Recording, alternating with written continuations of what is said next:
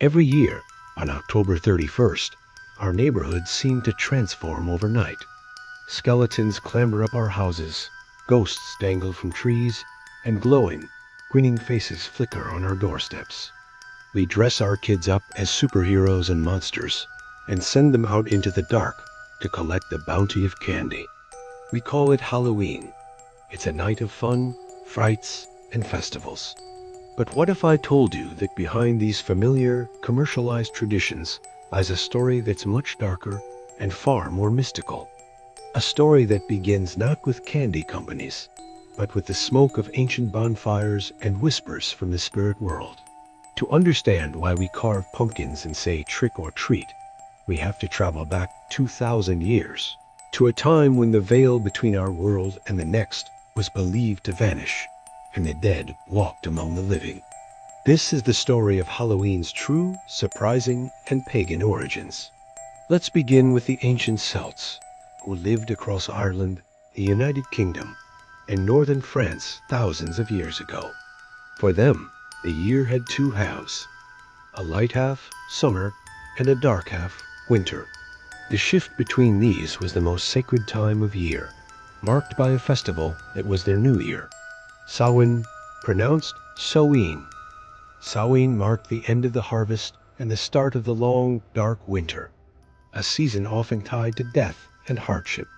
The Celts were a pastoral people, and this was the time they brought their cattle down from summer pastures and hunkered down for the cold. But Samhain was more than just an agricultural new year. It was a deeply spiritual and supernatural event. The Celts believed that on the night of Samhain, October 31st, the boundary between the world of the living and the other world, the realm of spirits, fairies, and the dead grew dangerously thin. This in-between time allowed spirits to cross into our world, and ancient burial mounds, seen as portals, were thought to lie open. For one night, ghosts could return to Earth, creating a time filled with both supernatural danger and otherworldly possibility. This wasn't a party. It was a night of immense spiritual significance.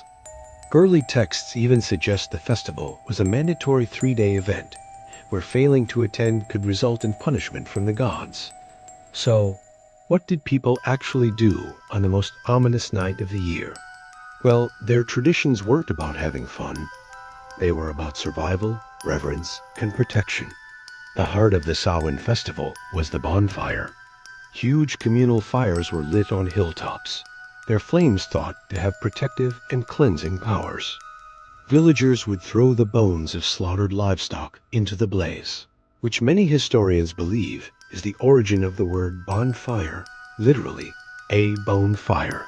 These fires served two purposes: to honor the gods and to ward off any evil spirits that might be roaming in the darkness. People would put out their home hearths, and then relight them with an ember from the sacred bonfire, a symbolic act that connected each family to the community and brought protection into their homes for the winter. But fire wasn't their only protection.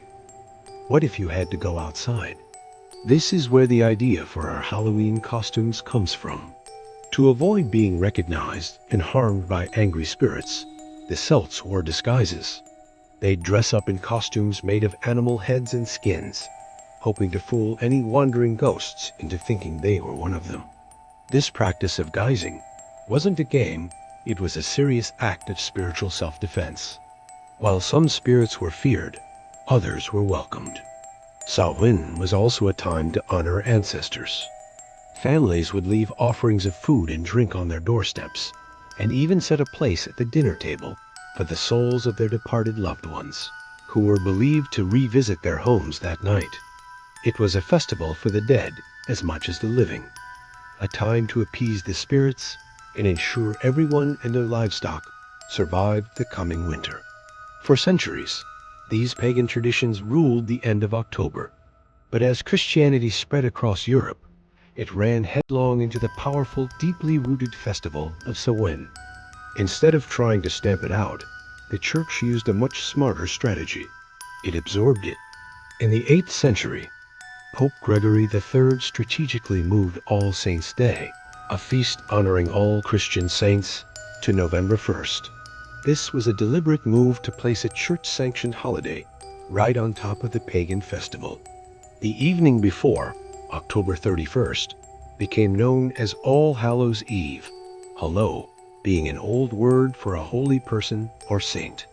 Over time, All Hallows' Eve was shortened into the word we still use today, Halloween. But the church wasn't done.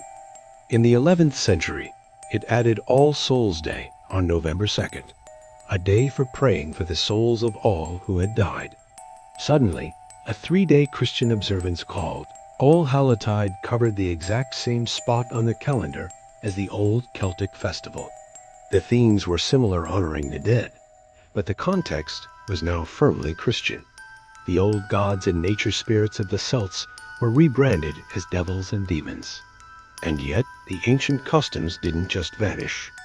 They blended with the new Christian holidays, morphing into new forms that would survive for centuries to come. This mashup of pagan and Christian traditions is where our most famous Halloween customs really start to take shape. So, where did trick-or-treating come from? It evolved directly from a medieval custom called souling. On All Souls' Day, the poor would go door to door, offering to pray for a family's dead relatives. In return, they'd receive soul cakes, which were small, sweet breads. Each cake eaten was said to represent a soul freed from purgatory. This, combined with the Celtic tradition of leaving out food for spirits and the Irish and Scottish practice of guising, where kids in costume would perform a little song or trick for a treat, created the blueprint for modern trick-or-treating. The trick was a playful threat of mischief if a house wasn't generous enough. And what about the jack-o'-lantern, the absolute icon of Halloween? Its origin isn't in a pumpkin patch, but in a spooky old Irish folktale about a man named Stingy Jack. As the story goes, Jack was a miserable, clever drunk who loved playing tricks on everyone, even the devil. One night, Jack tricked the devil into climbing an apple tree. As soon as he was up in the branches, Jack carved a cross into the trunk, trapping him. Jack refused to let the devil down until he promised he would never claim Jack's soul for hell. The devil, stuck, had to agree. Years later, when Jack died, he was of course turned away from heaven for his sinful life. So he went down to the gates of hell, but the devil, keeping his word, refused him entry too. Condemned to wander the earth forever in the darkness between good and evil, Jack begged for a light to guide his way. As a final mocking gesture, the devil tossed him a single burning ember from the fires of hell. Jack put the ember inside a hollowed-out turnip he'd been eating and began his endless journey. He became known as Jack of the Lantern, or Jack-o'-lantern. To ward off Stingy Jack's wandering soul, the Irish would carve their own scary faces into turnips, potatoes, and beets, placing a candle inside to create a protective lantern. For a long time, these traditions were mostly found in Ireland and Scotland. In colonial America, the strict Protestant beliefs in New England meant Halloween wasn't a big deal. But everything changed in the mid-19th century when a huge wave of Irish immigrants, fleeing the Great Potato Famine, came to the United States. They brought their rich Halloween customs with them. It was in America that the jack-o'-lantern found its true calling. The Irish immigrants quickly realized that the Native American pumpkin was way bigger and much easier to carve than a turnip. And just like that, the pumpkin jack-o'-lantern was born. The traditions of guising and asking for food also came to America, slowly becoming the community-wide trick-or-treating we know today. By the early 20th century, there was a push to make Halloween less about ghosts and pranks and more about neighborly parties and parades. The holiday started to lose its more superstitious and religious overtones. Then, after World War II, with sugar rationing over, candy companies went all in on marketing Halloween. They cemented candy as the main treat and helped turn the holiday into the massive commercial event it is today, second largest in the US after Christmas. So, this October 31st, when you see a glowing pumpkin on a porch or a kid in a ghost costume, you'll know the deeper story.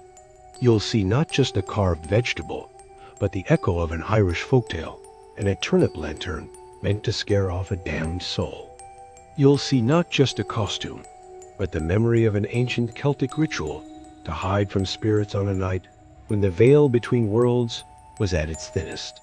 Halloween has taken an incredible journey from the sacred bonfires of Samhain through its Christian makeover to its commercial explosion in America.